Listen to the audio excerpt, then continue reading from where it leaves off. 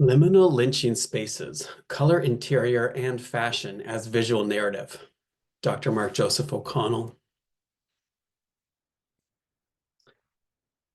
David Lynch is an American filmmaker, artist, and musician known for his surreal storytelling, dreamlike aesthetics, and exploration of dark subconscious themes.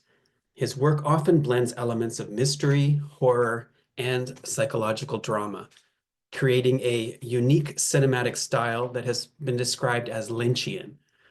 Lynch made his feature film debut with Eraserhead in 1977, a nightmarish experimental film that established his reputation for surreal horror and deeply unsettling imagery. The film's eerie sound design and disturbing atmosphere became hallmarks of his later work. He gained mainstream recognition with The Elephant Man from 1980, a poignant biographical drama about the life of John Merrick, a severely disfigured man in the 19th century England. The film received multiple Academy Award nominations and demonstrated Lynch's ability to blend emotional depth with striking visuals. In 1984, Lynch directed Dune, an ambitious adaptation of Frank Herbert's science fiction novel. The film was a critical and commercial disappointment, largely due to studio interference and an overly condensed narrative. However, it has since gained a cult following for its unique visual style and imaginative world building. Lynch returned to form with Blue Velvet from 1986, a neo-noir thriller that delves into the dark underbelly of small-town America. The film, starring Kyle MacLachlan, Isabella Rossellini, Laura Dern, and Dennis Hopper, is considered one of Lynch's masterpieces. It explores themes of innocence, voyeurism, and violence, featuring one of cinema's most terrifying villains, Frank Booth. In 1990, Lynch co-created the television series Twin Peaks, which became a cultural phenomenon. The show, which blended murder mystery with supernatural elements and offbeat humor, captivated audiences with its strange characters and eerie atmosphere. Though it was canceled after 2 seasons, Lynch continued the story with the film Twin Peaks: Fire Walk with Me in 1992, and later revived the series with Twin Peaks: The Return from 2017, a haunting and surreal continuation of the original story. During the 1990s, Lynch explored psychological horror with Lost Highway, a fragmented and cryptic thriller that plays with shifting identities and nonlinear storytelling. He further developed these themes in Mulholland Drive, often regarded as one of his greatest films. Mulholland Drive tells a dark, dreamlike story of Hollywood's illusions and the fluid nature of identity, featuring standout performances by Naomi Watts and Laura Herring. His last feature film, starring Laura Dern, Inland Empire from 2006, is his most abstract and experimental work, blending multiple narratives, digital cinematography, and a deep dive into the subconscious. Beyond cinema, Lynch has been active in painting, photography, and music. He has also expressed a strong interest in transcendental meditation, which he credits as a major influence on his creative process. David Lynch's oeuvre is characterized by a fascination with the mysteries of the human mind, the contrast between surface normality and underlying darkness, and a distinctive use of sound and visuals to evoke dreamlike experiences. His work continues to influence filmmakers and artists across multiple disciplines. Lynch's work is instantly recognizable. His aesthetic blends surrealism, film noir, mid-century Americana, and psychological horror, creating cinematic worlds that feel dreamlike, yet deeply disturbing. His films do not simply tell a story. They immerse us in an experience, one that lingers long after the credits roll. In this research from my article, Liminal Lynchian Spaces, Color, Interior, and Fashion as Visual Narrative in the Oeuvre of David Lynch, which is available on ResearchGate, I will be exploring the surreal, unsettling, and highly stylized world of David Lynch's cinema.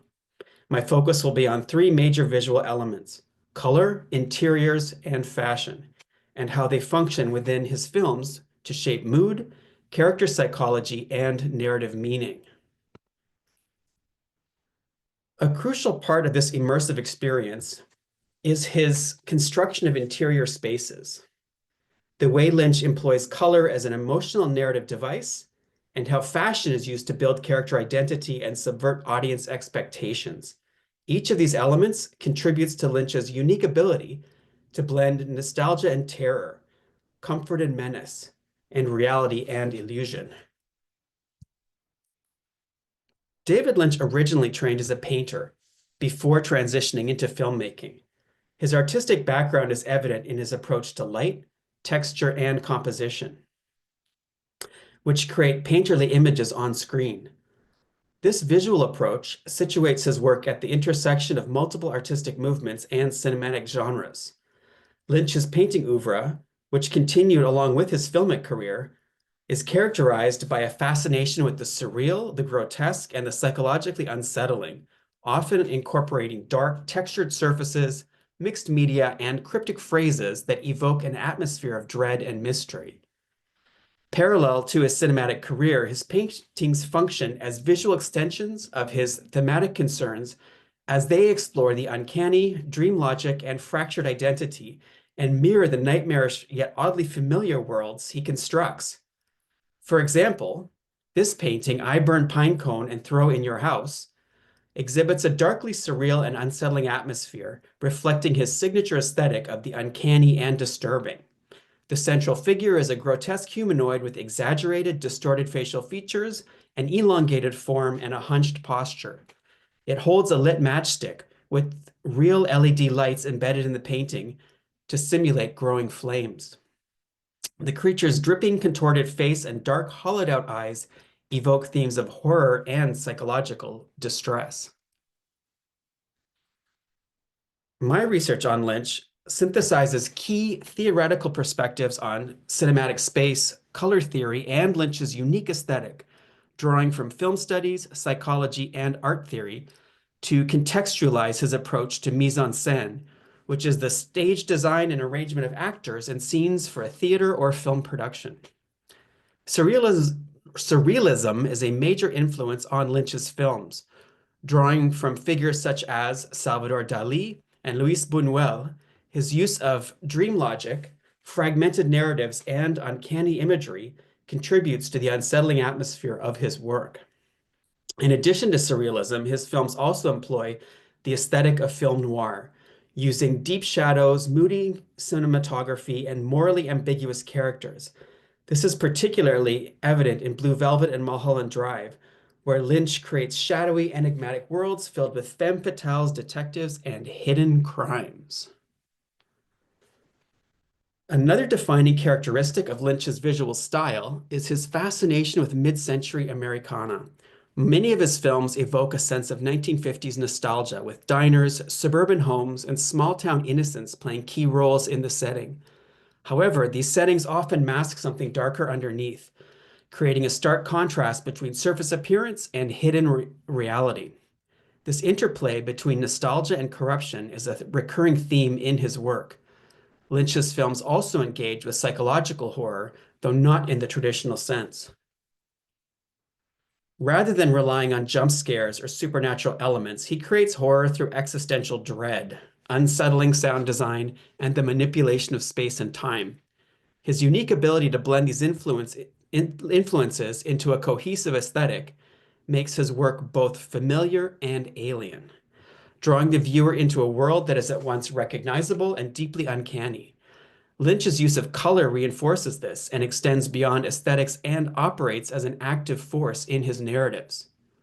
His films rely on a striking and often unnatural color palette to heighten emotion, create psychological depth, and foreshadow key narrative events.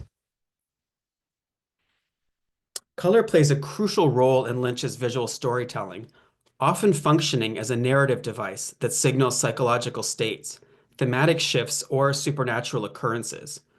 Classical color theory, as explained by Goethe in The Theory of Colors from 1810, and Kandinsky from Concerning the Spiritual in Art, posits that colors evoke specific emotional and symbolic meanings, an idea that Lynch strategically employs in his films.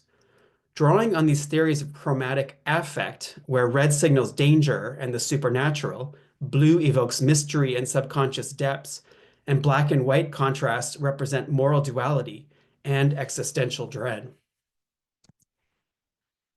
Red is one of the most prominent colors in Lynch's work, often representing passion, violence, and the supernatural. The Red Room in Twin Peaks is perhaps the most iconic example. Its deep crimson curtains creating a surreal, purgatorial atmosphere where time and logic collapse.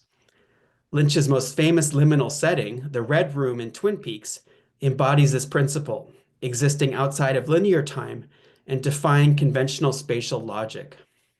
The stark red drapes, disjointed dialogue, and unsettling floor patterns create a space where reality collapses, reinforcing Mark Fisher's idea of hauntology, a spectral presence of lost futures and unresolved pasts. Blue is another significant color in Lynch's films, often associated with mystery, transformation, and melancholy.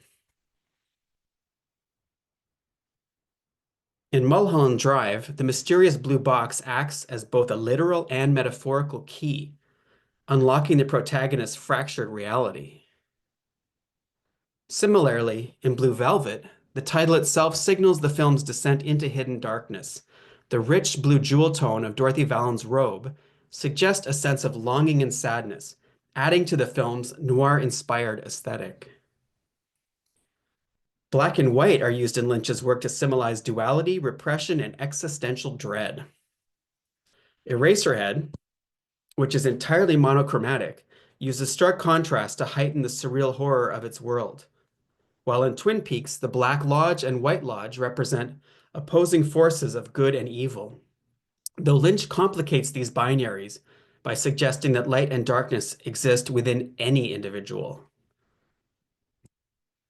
Also, The Elephant Man, through the absence of color and the deeply sensitive use of value and tone, was able to evoke subconscious emotions in the viewer, reinforcing the dreamlike quality of his films. One of the defining characteristics of Lynch's spaces is their ability to evoke a sense of the uncanny. Sigmund Freud defined the uncanny as the unsettling experience of something familiar becoming strange. Lynch achieves this effect through architectural distortions, sound design, and the unnatural movements within space. The Palmer House in Twin Peaks is a prime example, a quintessential suburban home that harbors nightmarish secrets, where shifts in lighting, framing, and sound design gradually transform the space into a site of terror. Freud's concept of the uncanny, das Unheimliche from 1919, provides a valuable framework for analyzing Lynchian spaces. The uncanny emerges from the familiar becoming unsettling, blurring the boundary between comfort and horror. Lynch frequently achieves this through domestic settings that are distorted in subtle yet disturbing ways. That chevron carpet on the floor is a recurring visual trope in Lynchian interiors. In Lost Highway, the protagonist's home appears impossibly large and sparse, emphasizing his growing paranoia and sense of disconnection. Lynch's approach to space also recalls the work of surrealist artists. Club Silencio in Mulholland Drive is one of the clearest examples of surrealist influence. The performance space is drenched in deep red and blue hues, with an eerie host who informs the audience that there is no band, yet music continues to play. The performance becomes a metaphor for the illusory nature of Hollywood, reality, and identity. This kind of surrealist disruption runs throughout Lynch's work, challenging the audience's perception of space, time, and meaning. Lynch frequently presents idyllic American homes or workspaces complete with white picket fences and cozy living rooms, only to reveal that they harbor dark secrets. He also employs unusual hardware and layouts in his interiors to disorient the viewer. The spaces in Lynch's films are not just backgrounds. They actively shape the experience of the characters and the emotions of the audience. One of the most prominent motifs in his work is the dual nature of domestic space. The dark, shadowy interior of Dorothy Vallon's apartment from Blue Velvet serves as the entry point into a world of violence and perversion. Scholarship on cinematic space emphasizes how spatial design can contribute to storytelling, mood, and character psychology. David Bordwell, in Narration in the Fiction Film from 1985, argues that filmic space is not merely a backdrop, but an active component in meaning making, structuring audience engagement with the narrative. Noel Birch, in Theory of Film Practice from 1973, similarly highlights the ways in which filmic mise-en-scène shapes the viewer's perception of time and space, often using symmetry, depth, and lighting to guide interpretation. Building upon these foundational theories, Lynch's use of interior spaces can be understood through the lens of psychological landscapes, surreal environments that alternately reflect and assault the subconscious states of his characters. Lynchian interiors also often function as liminal spaces, transitional zones where characters experience shifts in identity, time, and reality. Victor Turner, in The Ritual Process, Structure and Anti-Structure from 1969, explored the concept of liminality, describing spaces where conventional structures break down, leading to transformation or existential crisis. Spaces such as Henry's claustrophobic apartment in Eraserhead and that impossibly vast yet eerily empty Madison House in Lost Highway from 1997 function as externalized expressions of anxiety, repression, and existential dread. These interiors manipulate spatial perception to unsettle both characters and viewers, reinforcing Lynch's thematic preoccupations with instability and transformation. The Madison House serves as a crucial atmospheric setting that embodies the film's themes of surveillance, paranoia, and shifting identity, as well as fragmented narrative. The house where protagonist Fred Madison and his wife Renee reside is a sleek yet ominous modernist home with stark interiors and dim lighting, evoking a sense of isolation and unease. Its labyrinthine architecture and shadowy spaces mirror Fred's psychological descent as well as the film's dreamlike atmosphere. The house becomes the site of unsettling events, most notably the mysterious videotapes that appear on the doorstep, revealing eerie footage of the couple being filmed inside their own home while they sleep. This invasion of privacy heightens the film's pervasive tension and reinforces the idea that Fred's reality is unstable, manipulated by unseen forces, and the Madison house itself plays a symbolic role in this, representing Fred's subconscious fears and his fractured perception of identity. As the film later shifts into an alternate reality, where the house is left behind, its minimalist yet oppressive design, coupled with Lynch's use of silence and unsettling sound design, makes the Madison house one of the film's most memorable and enigmatic locations. Beyond domestic interiors, Lynch also frequently employs liminal spaces like hotel hallways, waiting rooms that exist between one reality and another. These spaces serve as thresholds where identity becomes fluid, time distorts, and reality shifts.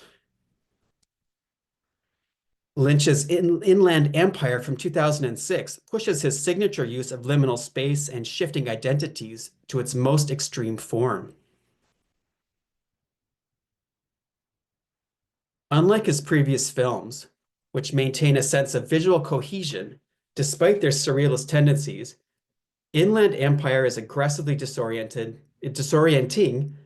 in both its aesthetic and narrative structure. Shot on digital video, the film has a raw, almost home movie quality that intensifies its nightmarish atmosphere. The interiors in Inland Empire, whether the dimly lit hallways, sparse hotel rooms, or disturbingly theatrical sound stages, lack the polished, painterly compositions of Blue Velvet or Mulholland Drive. Instead, they evoke a fractured, unstable reality in which characters appear trapped within a constantly shifting psychological terrain. Lynch's use of space in Inland Empire is particularly unsettling because it plays with the concept of thresholds, doorways, corridors, and shadowy, undefined rooms that seem to extend into infinity.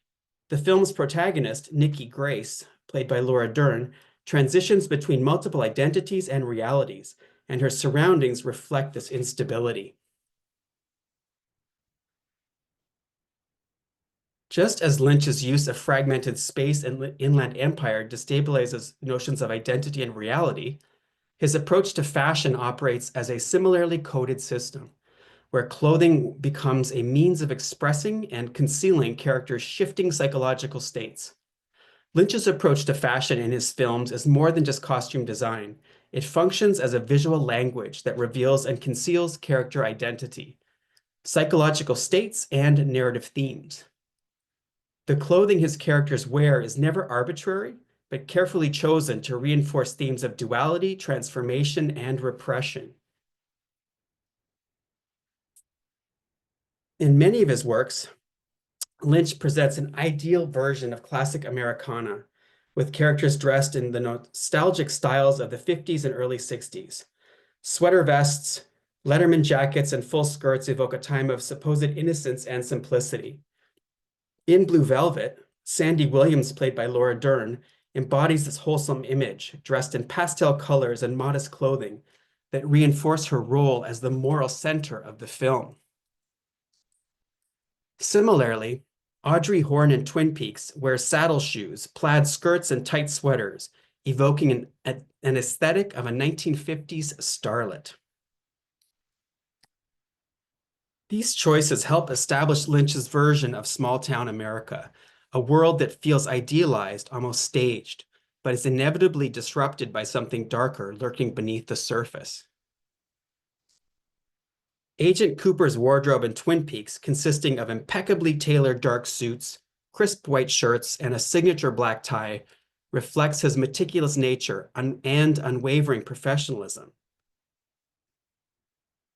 Also, an almost otherworldly sense of order amidst the surreal chaos of the town. Secondary character costume design in David Lynch's oeuvre often serves as an extension of their eccentric personalities and deeper symbolic roles, such as the log lady in Twin Peaks, whose plaid wool cardigans, oversized glasses, and ever-present log create an aura of mystery and folklore. Or Frank Booth in Blue Velvet, whose sadistic presence is amplified by his leather jacket and oxygen mask, transforming his appearance into a visual manifestation of pure menace.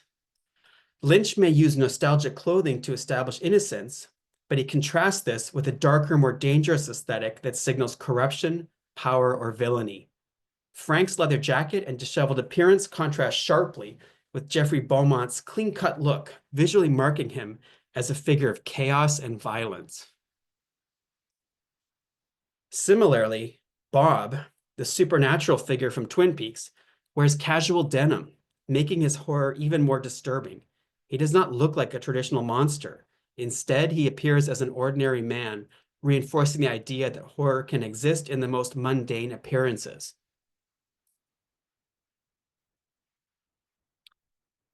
Also, wardrobe can signify personal liberty, as Sailor states in Wild at Heart. Quote, "This is a snakeskin jacket, and for me, it's a symbol of my individuality and my belief in personal freedom." Lynch also uses fashion to signal transformation and shifting identities. One of the most compelling examples of this is in Mulholland Drive, where Betty, played by Naomi Watts, initially appears in bright, cheerful clothing that reflects her wide-eyed optimism. However, as the film progresses, her wardrobe becomes darker and more subdued, mirroring her psychological unraveling. Lynch's films are filled with women whose fashion choices define their roles as seductresses, victims, or figures of mystery. The noir influence is particularly strong in Mulholland Drive, where Rita, played by Laura Herring, first appears in a sultry black dress that makes her look like a lost femme fatale. Lynch explores the femme fatale archetype, particularly through this character of Rita.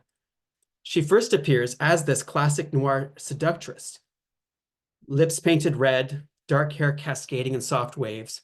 However, as the film progresses, it becomes clear that this image of the femme fatale is an illusion. Rita is not a woman in control of her sexuality or destiny. Rather, she is a fragmented amnesiac figure who does not fully understand her own identity.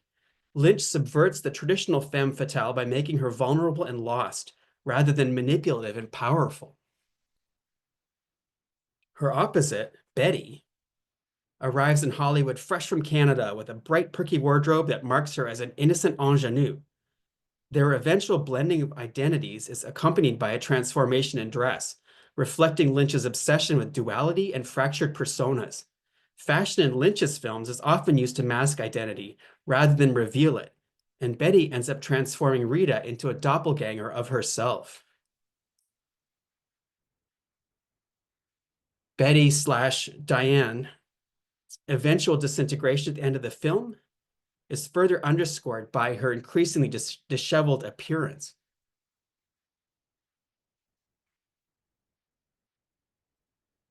In Lost Highway, Patricia Arquette's character also embodies this duality to an extreme.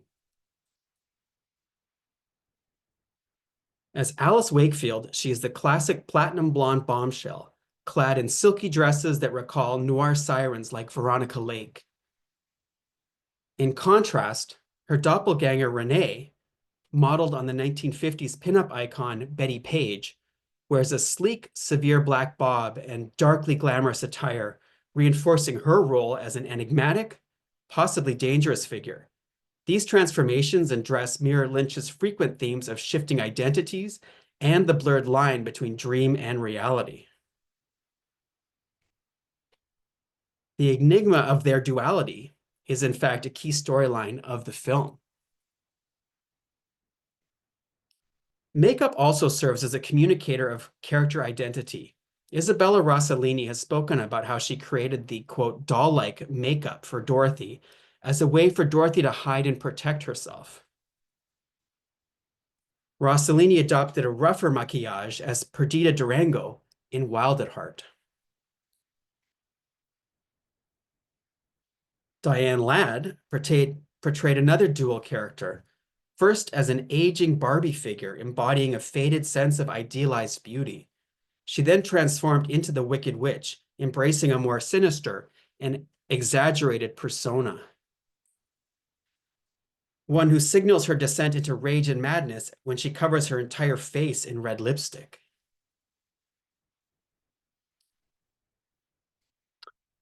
Laura Palmer's corpse in Twin Peaks serves as the quintessential example of David Lynch's signature juxtaposition of the horrific, the beautiful, and the mundane.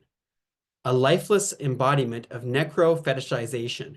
Wrapped in translucent plastic, her lifeless form becomes an eerily aestheticized object, transformed from a victim of brutal violence into a hauntingly serene figure. The initial discovery of her body washed ashore in the idyllic town of Twin Peaks sets the tone for the show's unsettling interplay between the ordinary and the grotesque. The townspeople's reactions, from Sheriff Truman's quiet devastation to Sarah Palmer's visceral, animalistic wail, reinforce the clash between small-town normalcy and unspeakable horror. Lynch further amplifies this dissonance by fetishizing Laura's image in death. Her blue-tinged lips, frozen expression, and the slow, dreamlike unveiling of her face elevate her corpse into an uncanny, almost sacred icon. This aestheticization of Laura's death mirrors the way her life was similarly romanticized and then corrupted, revealing the town's complicity in her suffering. By rendering Laura simultaneously an object of horror, beauty, and nostalgic longing, Lynch crafts a deeply unsettling meditation on violence, voyeurism, and the dark underbelly of American innocence.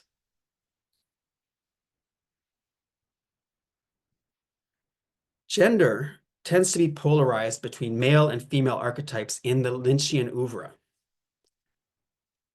Men are naive and boyish,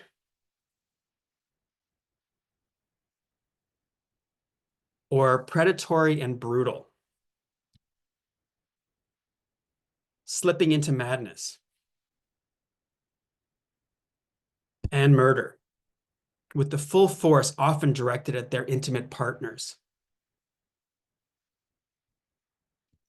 Rarely will a character break out of the rigid Lynchian gender binary, but it does happen. Lynchian couples rarely exist in a stable, happy state. Instead, their relationships are sites of tension, transformation, and often tragedy. Lost Highway takes these themes to a surreal level, with Fred Madison and his wife Renee morphing into their younger alternate counterparts, Pete and Alice, revealing that the seemingly distinct identities within a couple can collapse into one another. These polarized relationships not only serve as structural oppositions within Lynch's narratives, but also highlight his obsession with the fragility of selfhood and the instability of desire. Lynch's oeuvre frequently explores the theme of these polarized couples, where relationships are defined by extreme contrasts between innocence and corruption, light and darkness, reality and fantasy. These dynamics are particularly evident in Blue Velvet, where Jeffrey is caught between the wholesome, wide-eyed innocence of Sandy and the dark, tortured sexuality of Dorothy. This contrast embodies Lynch's broader interrogation of the duality within human nature.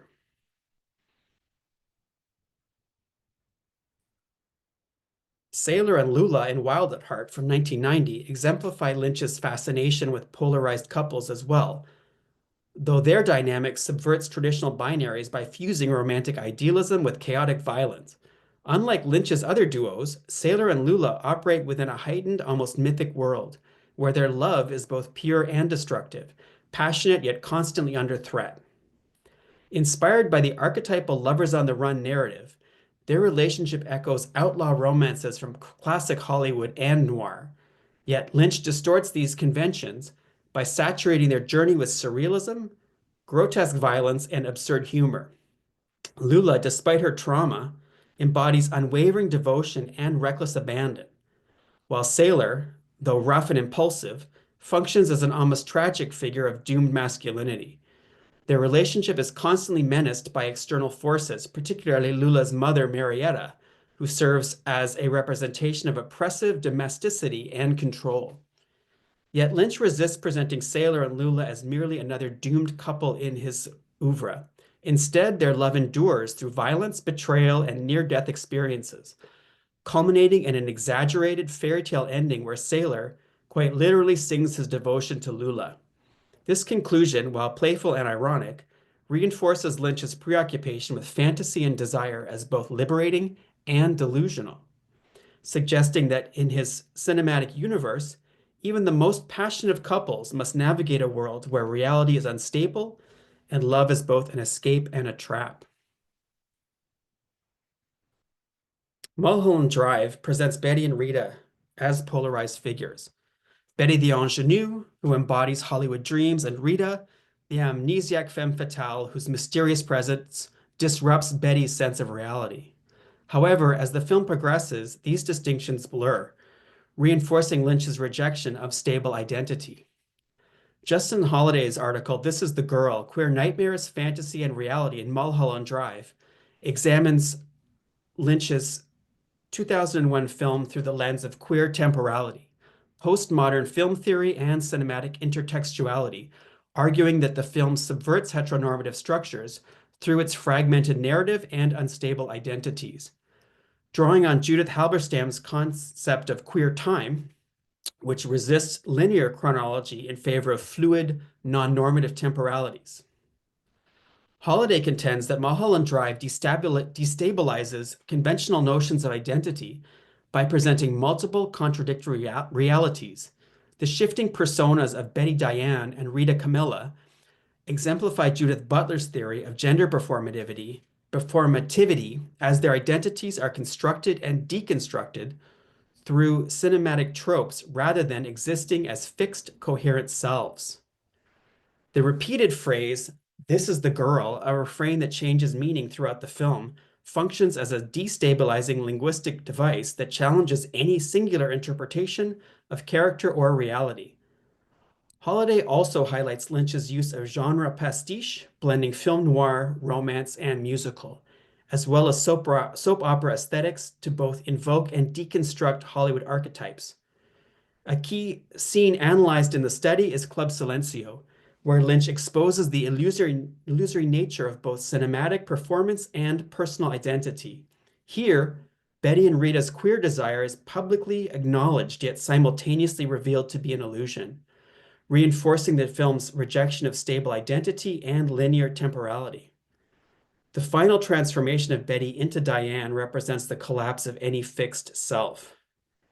By resisting a coherent resolution and rejecting normative cinematic structures, Mulholland Drive functions as a radical challenge to heteronormative temporality, illustrating how queer desire and identity cannot be neatly contained within traditional Hollywood narratives.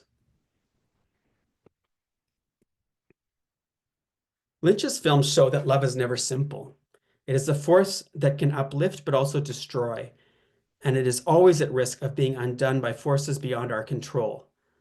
They also often position romantic relationships within a heightened melodramatic framework, where gender roles are both exaggerated and destabilized, creating a space of both tension and transformation. His cinematic couples frequently exist within a world of stark contrasts: innocence and corruption, love and violence, and control and submission, reflecting the broader themes of duality that permeate Lynch's work.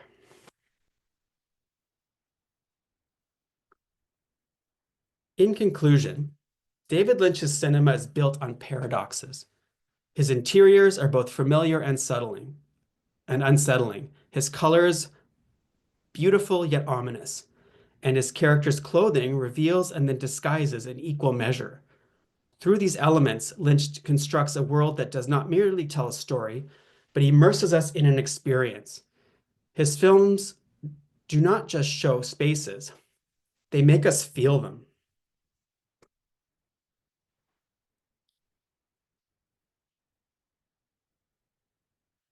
Lynch's manipulation of interior design, color, and fashion within his cinematic universe extends far beyond aesthetic choices. These elements function as essential components of his storytelling, reinforcing themes of psychological fragmentation, the uncanny, and the blurred boundaries between dream and reality. By blending the ordinary with the unsettling, Lynch constructs spaces that are not merely passive settings, but active psychological landscapes that shape the experiences of his characters. Whether through the claustrophobic industrial nightmares of Eraserhead, the existential liminality of Mulholland Drive's Club Silencio, or the oppressive domestic interiors of Twin Peaks, Lynch transforms cinematic space into a site of unease and revelation. His interiors reflect the anxieties, desires, and subconscious fears of his characters, immersing viewers in a world where the familiar is constantly on the verge of disintegration. The significance of color in Lynch's films further enhances the psychological and thematic depth of these spaces. His deliberate use of specific hues, red symbolizing psychological turmoil and desire, melancholic blues evoking nostalgia and loss, and stark black and white contrast reinforcing moral duality, all demonstrate a painterly approach to cinematography. These chromatic choices do not merely enhance the mise-en-scène, but actively shape the film's emotional register. The red curtains of Twin Peaks serve as more than a visual motif. They create an otherworldly threshold between reality and dream, reinforcing the series' themes of fragmented identity and supernatural interference. Similarly, the shifting color palettes in Blue Velvet reflect the film's oscillation between idyllic suburban fantasy and the lurking menace beneath its surface. Lynch's use of color extends beyond symbolism into narrative structuring, guiding the audience's perception and emotional engagement with his filmic world. Additionally, Lynch's engagement with fashion as a semiotic system underscores the performative nature of identity within his films. Costuming functions as more than a means of characterization. It actively shapes audience perception and foreshadows narrative shifts. The noir-infused elegance of Mulholland Drive contrasts sharply with the unsettling casual and mundane appearance of Bob, illustrating how clothing choices enhance the psychological and thematic undertones of the narrative. This interplay between fashion and identity aligns with psychoanalytic and semiotic theories, reinforcing the idea that Lynchian characters often exist in states of transformation, deception, or existential crisis. By integrating theoretical approaches from psychoanalysis, color theory, semiotics, and spatial theory, Lynch challenges conventional spatial logic and immerses audiences in environments that are in a constant state of flux, mirroring the unstable identities of his protagonists. His interiors, color palettes, and costume designs do not merely complement his narratives. They are his narratives, embodying the psychological and emotional dimensions of his films. Ultimately, Lynch's approach to cinematic space redefines the boundaries of filmic storytelling, demonstrating that the most profound expressions of fear, desire, and existential dread are not always articulated through dialogue, but through the spaces, colors, and visual textures that envelop his characters. His legacy as a filmmaker is thus rooted not only in his narrative complexity, but in his masterful orchestration of the visual, where mise-en-scène becomes an active force in shaping cinematic meaning.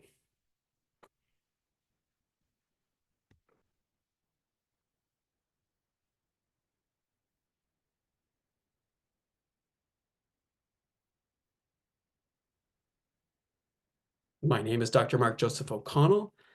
This was my lecture, Liminal Lynchian Spaces, Color, Interior, and Fashion Design in David Lynch's Cinema, and the research paper that I used to write the lecture is up on my ResearchGate.